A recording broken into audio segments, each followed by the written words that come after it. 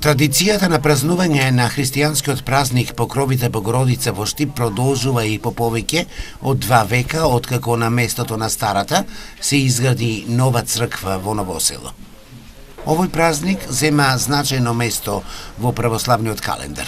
Светата црква го споменува денот кога Пресвета Богородица се појавила на едно бдение во Богородичната Влахеринска црква во Цариград и со распослан омофор го покрила народот.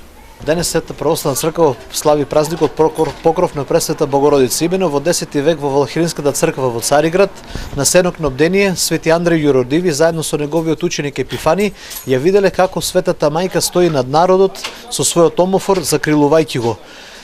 Ова видение не само Свети Андреј, го виделе и други свети луѓе кои биле присутни на бдението и од тогаш во чест на тоа случување, кога Мајката Божја ги закрилувала луѓето кои биле на бдение, се празнува овој празник.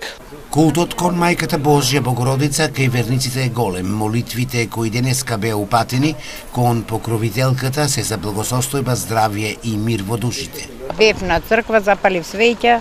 Запалиме свекичка, убав празник е денеска. Да, здраве за сите. Та, убаво беше, синоќ имаме вечера. За честен празникот на Покровител Богородица даваме цветена водичка за здравје.